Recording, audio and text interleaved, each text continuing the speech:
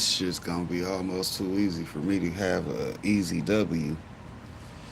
Shouts out to Redman Redman. has shared a life-changing Apparently, he done been getting his shit together.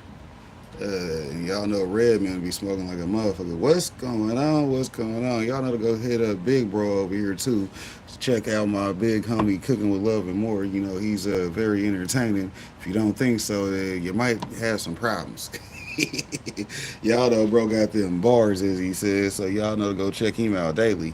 Hell, he be maxing out his posting limits every fucking day. I be trying to get there too some days. You know, some days I don't do too much. But some days I be a little bit for much. You know, you be like, damn, popcorn. I look at my phone, I got over 97 notifications just from you.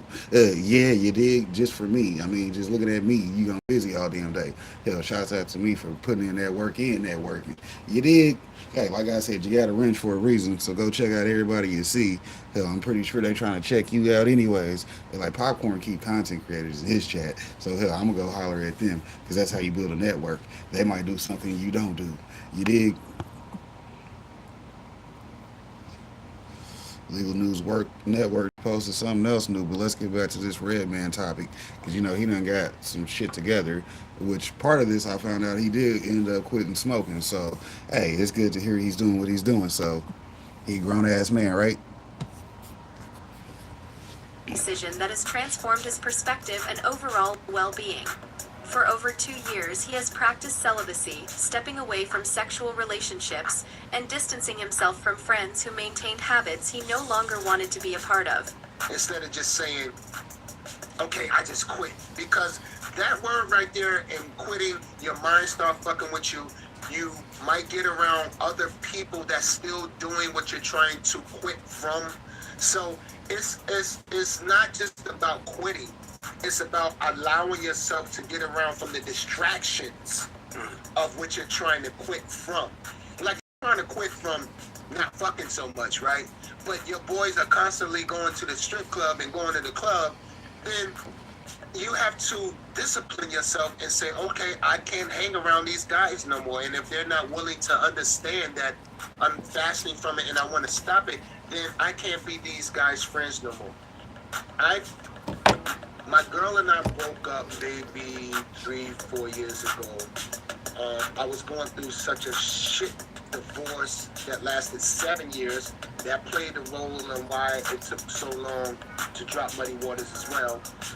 7 to 8 years of straight court divorce. I had so much on my plate.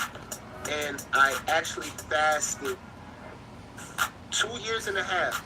No fucking, no smoking.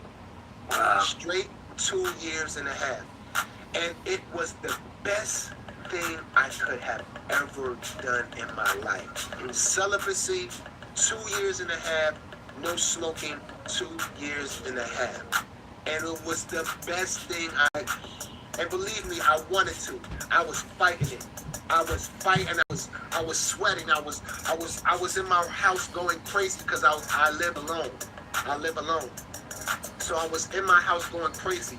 I was constantly talking to myself, me and God, and just back and forth. You would think that it was people living in my house, how much I was talking to myself, but I made it. And it was the best thing I could have ever did in my life, Reggie and Jay.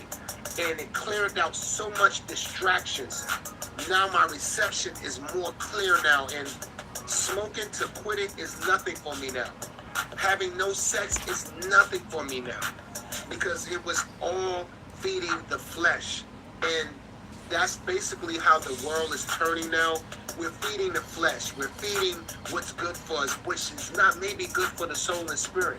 So once I did that, long story short, I was able to control how I move, what I like, what is not good for me, my soul, my mind.